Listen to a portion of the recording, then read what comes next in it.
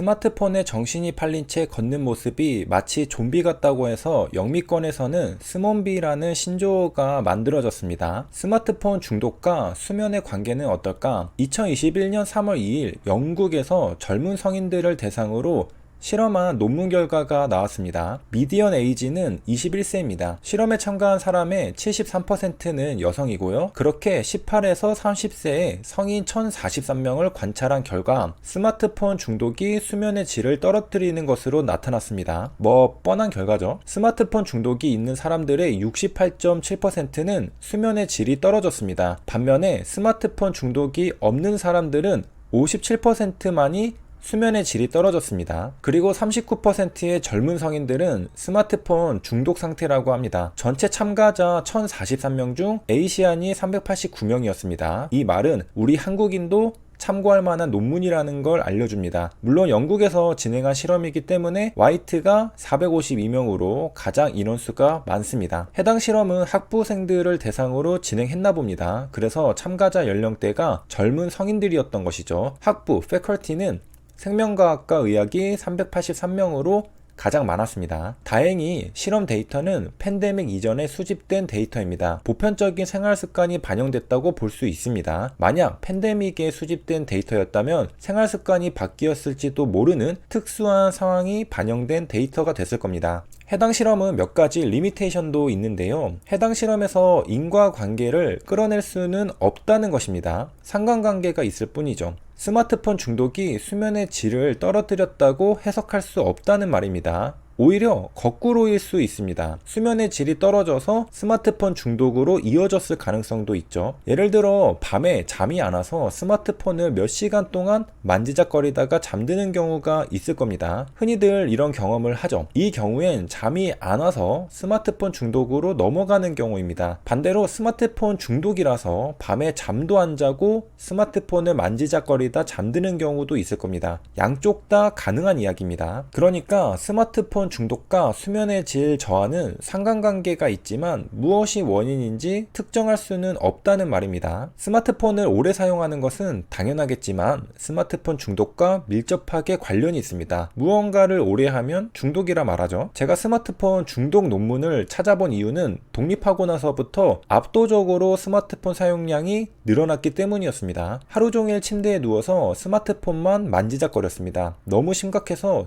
누가 봐도 알아챌 수 있었습니다. 독립하고 한 달이 지나 스마트폰을 바꾸던 날 담당 직원이 갑자기 제게 스마트폰 사용량이 5배 늘었다고 말했죠. 그러면서 데이터 요금제를 낮출 수는 없고 지금이 적정하다고 조언해 주었습니다. 스마트폰 사용량과 스마트폰 중독의 밀접한 연관성은 다른 연구들에서도 일관되게 나타납니다. 스마트폰을 많이 사용할수록 스마트폰 의존성은 높아지죠. 물론 반대로 스마트폰 의존성이 높을수록 스마트폰을 많이 사용할 것입니다. 그래서 만약 내가 스마트폰을 남들보다 많이 사용하고 있다면 스마트폰 중독을 한 번쯤은 의심해 보아야 합니다. 될 수 있다면 스마트폰을 적게 사용하는 그룹에 속하는 것이 확률적으로 유리합니다. 스마트폰을 적게 사용하면 스마트폰 중독일 가능성은 적으니까요. 확률상 조금이라도 중독으로부터 안전해야 할 것입니다. 스마트폰 사용량이 높은 것도 문제지만 스마트폰을 밤 늦게까지 사용하는 것도 문제입니다. 구체적으로 새벽 1시 이후에도 스마트폰을 사용하고 있다면 스마트폰 중독일 가능성이 높습니다. 스마트폰 중독은 이게 해로운 걸 알면서도 자제력을 잃고 계속 사용하기 때문에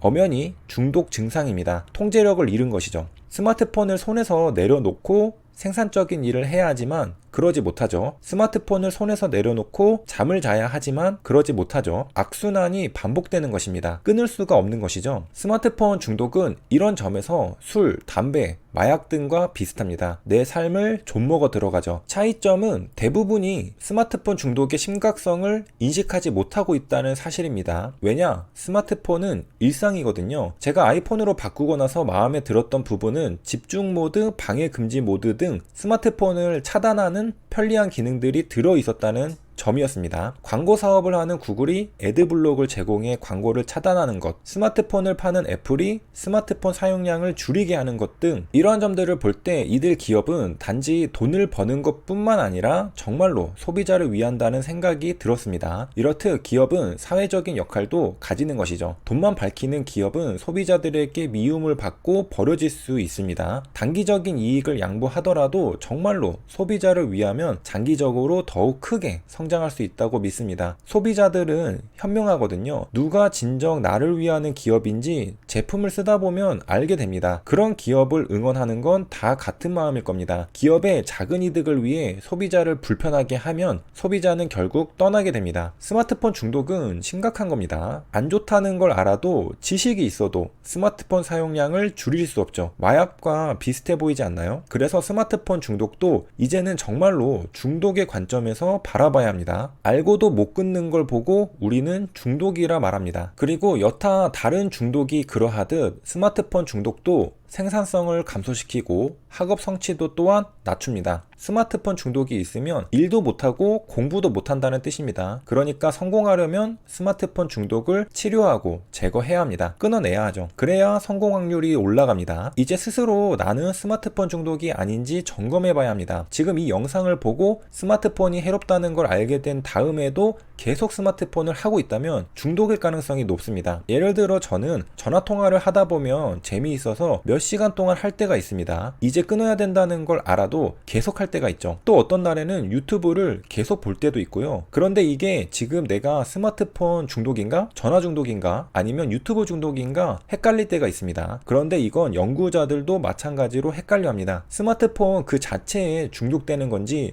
스마트폰 안에서 작동하는 애플리케이션에 중독되는 건지 확실치 않다고 하죠. 스마트폰 중독인지 스마트폰 안에 있는 유튜브 중독인지 경계가 명확하지 않다는 것입니다. 무엇이 되었든 간에 스마트폰과 관련된 의존성이 생기는 건 실험으로 증명된 사실입니다. 스마트폰으로 할 수 있는 것들 중에서도 중독성은 다를 수 있다고 합니다. 예를 들어 전화통화나 문자 보내기보다 소셜미디어가 더욱 중독적일 수 있죠. 스마트폰 중독이라는 큰 카테고리 안에서도 더욱 강력한 중독이 있고 덜 강력한 중독이 있다는 말입니다. 논문에서 연구자들은 스마트폰 중독도 일반 중독과 유사한 면이 있다고 언급합니다. 이미 우리가 앞서 살펴본 내용만 되새겨봐도 고개가 끄덕여지는 부분이죠. 그러면 왜 우린 스마트폰 중독이 발생하기 쉬운 상태가 됐을까? 그건 스마트폰이 작고 귀엽기 때문입니다. 즉, 한 손에 쏙 들어와서 언제든지 들고 다닐 수 있는 휴대용 디바이스이기 때문입니다. 언제 어디서나 스마트폰을 할 수 있습니다. 그런데 중독 증세를 일으킬 수 있는 물건이라고 하니 섬뜩하죠. 과장해서 말하면 마약을 상시 휴대하고 다니는 것과 비슷합니다. 결국 중독되는 건 시간 문제겠죠. 색다른 시각에서 바라보면 스마트폰은 합법적인 마약입니다. 여기서 사업을 한다면 스마트폰과 관련된 사업을 해야 합니다. 소비자는 중독됩니다. 공급자와 소비자는 스마트폰을 사이에 두고 창과 방패를 들고 뚫고 뚫리는 전투를 펼치게 됩니다. 막느냐 뚫리느냐. 소비자는 스마트폰 중독을 끊어내야 하고 공급자는 스마트폰 사업을 해야 합니다. 사실 스마트폰은 편리함과 재미를 제공해주기 때문에 잘만 사용한다면 소비자와 공급자 모두에게 행복한 결말을 가져다 줄 수 있습니다. 하지만 인간은 언제나 자제력을 쉽게 잃어버립니다. 통제력을 잃어버리죠. 스마트폰을 적절하게 사용하면서 이득을 보기는커녕 과도한 중독에 빠져 눈 떠보니 어느 순간에 스마트폰의 희생자로 전락해버리고 맙니다. 과유불급이죠. 제가 이 영상을 만든 동기는 제가 스마트폰 중독이었기 때문이었습니다. 하루 종일 침대에서 뒹굴거리면서 스마트폰만 하다가 잠들었습니다. 10시간 이상은 했던 것 같습니다. 저조차도 너무나 심각하다 느꼈기 때문에 자료조사를 했던 것이죠. 이런 경험을 볼 때 여태까지의 저는 스마트폰 중독의 희생자였습니다. 하지만 이제는 그러지 않을 겁니다. 분명 스마트폰은 현명하게 사용하면 엄청난 무기입니다. 그러나 양날의 검이라는 걸 잊으면 안 됩니다. 경계를 풀어버리는 순간 순식간에 잡아먹혀 버립니다. 제 나름대로 깨달은 팁이 있습니다. 새롭게 스마트폰을 바꾸면서 정말 필수적인 애플리케이션이 아니라면 저는 다운로드 하지 않았습니다. 거의 새 것처럼 있습니다. 어플이 없으니까 자연스럽게 스마트폰을 적게 합니다. 카카오톡, 스타벅스, 그리고 윌라 어플만 깔려 있습니다. 이들조차도 정말 다운로드 받아야 하는 걸까 고민했지만 결국 있어야 하더라고요. 어쩔 수 없이 깔았습니다. 유튜브 어플만 없어도 스마트폰 사용량이 대폭 감소한 걸 느낍니다. 저는 유튜브를 정말 많이 보거든요. 그래서 자칫 잘못하면 빨려 들어갑니다. 시간이 순삭되죠. 그리고 또 다른 방법으로 그 전에는 장롱 속에 스마트폰을 넣어두고 작업하기도 했습니다. 이 방법도 추천드립니다. 사실 궁극적인 방법은 이거 하나밖에 없습니다. 그냥 눈에 안 띄게 하는 게 최고입니다. 눈에 보이면 하고 싶은 게 사람 마음이죠. 눈에 안 보이면 생각도 안 나고 자연스럽게 스마트폰 사용량도 줄어듭니다. 그래서 보이지 않게 해야 합니다. 그러다가 나갈 때만 스마트폰을 사용하는 것이죠. 타이머 달린 스마트폰 감옥이라는 제품도 있던데 감옥에 넣어두고 지켜보면 참는 것일 뿐 근본적인 해결책은 아니라고 생각합니다. 참는 것도 에너지를 쓰는 것이죠. 그냥 생각조차 안 나게 눈앞에서 치워버리면 됩니다. 현재 제 옆에는 스마트폰이 있습니다. 물론 옆에 있어도 일부러 안 보이는 위치에 둡니다. 장롱에 넣어두는 방법이 베스트지만 사전을 찾아야 해서 어쩔 수 없이 쓰고 있습니다. 그런데 전과 다르게 정말 필요할 때만 쓰고 있습니다. 그 이유를 곰곰이 생각해 봤더니 처음에 말씀드렸던 대로 어플을 안 깔아서 그런 것 같습니다. 효과 있는 방법이라 생각이 듭니다. 스마트폰으로 할 수 있는 재미난 것들을 전부 지우세요. 그동안 저는 스마트폰의 희생자였습니다. 경각심을 가지고 저를 포함한 모두 이제 중독에서 벗어나세요. 이번 영상은 여기까지입니다. 시청해주셔서 감사합니다.